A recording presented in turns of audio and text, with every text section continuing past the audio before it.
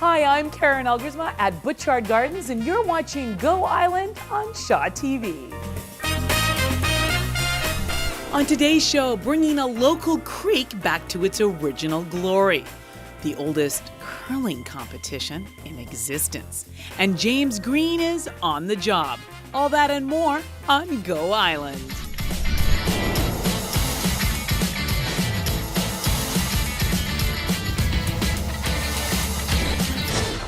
We're here at beautiful Butchart Gardens in Brentwood, where spring has sprung early. And as I look around, I am in awe of the magicians here at the gardens because they created this beautiful indoor prelude to spring in just 7 days. Rick Loss, tell me, how on earth do you do that? Well, we've got a little bit of experience. This is the 15th time we've done this, and it started off it was an idea. What can we do to give the visitors something a little bit more than what they would find out in the gardens at this time of year? So we started off small, and over time it's evolved. And yeah, we go so hard for 7 days. We force plants in the greenhouse. We've got greenhouses full of stock. We have a nursery full of stock, and it's the planning. Basically, we start planning for next year right now. Little elves for 7 solid days create this oasis. When people come in here, what are some of the things they're going to experience? Because what amazes me is it's not just pretty flowers. Oh no, my friends, there's so much more.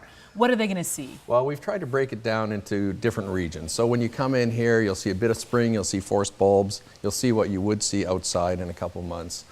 But if you, depending on which direction you take, you could end up in a tropical forest, so that'll take you right out of our region to somewhere that'll give you a nice warm feeling. And I promise you, it will absolutely kick those winter blues right out of ya, because it truly just fills your soul. You can even smell it as you come in here. I love it. Now, one of my favorite places to go and hike is Mount Doug Park. And just like Butchart Gardens, it takes an army of volunteers to keep that place pristine. Nikki Unishin has that story. Just another excuse to get on your hiking shoes and go to Mount Doug Park. Not only is it a beautiful place to hike, but now they have a beautiful stream to enjoy. And of course, we're here at Butchart Gardens, and if you can believe it, there are indoor streams inside the Blue Poppy restaurant. And fish, how on earth do you get fish in the restaurant in 7 days?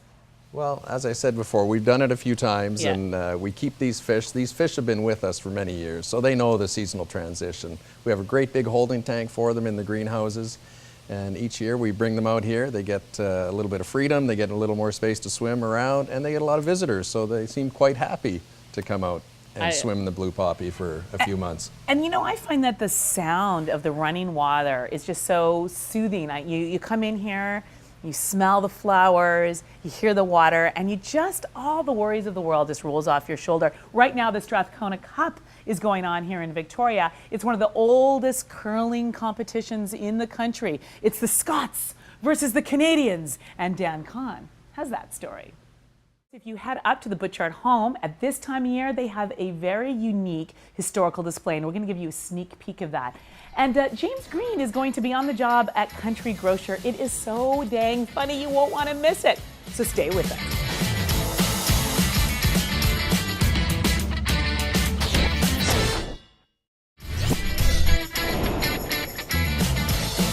We're here in the original Butchart home at the Gardens in Brentwood Bay, and they have a historical display going on right now. We're going to give you all the tidbits in just a few minutes, but first, James Green is on the job, and this time, he's at Country Grocer.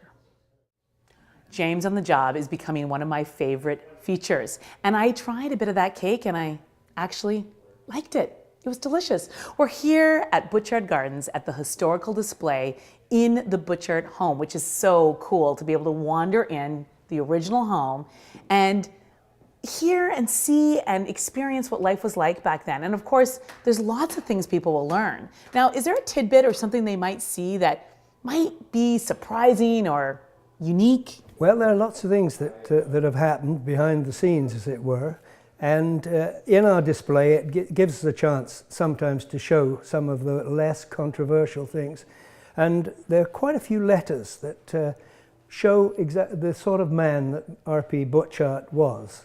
And David told me about one letter that I have to share with you. Tell us about the letter regarding speed traps. Well, in those days, of course, speed traps it's a relative term, but they were hurtling around at sort of 15 to 20 miles an hour, I believe.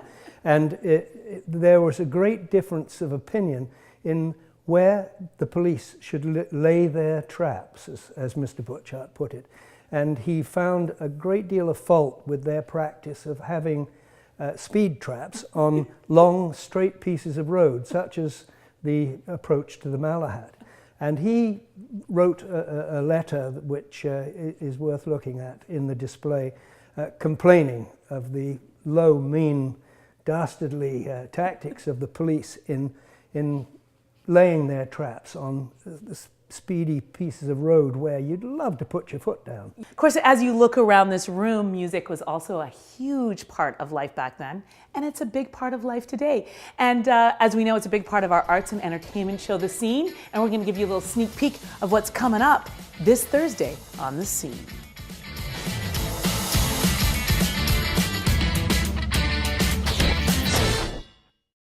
Check out The Scene on Thursday nights. And here we are at Butchart Gardens at the historical display in the original Butchart home.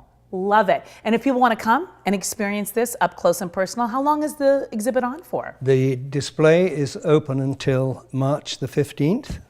And then alongside, of course, in the spring prelude, the indoor garden is open until the 31st of March. Thank you so much, David. We've had such a great visit here at Butchart Gardens. It has been so good for my soul, especially on a cold winter's day. Come check it out. It's a great way to spend a rainy, gray, dreary day in Victoria. Thank you so much for watching. Please follow us on Twitter. Check us out on Facebook. Email us if you have any great story ideas. We just love to hear from you. Thanks for watching.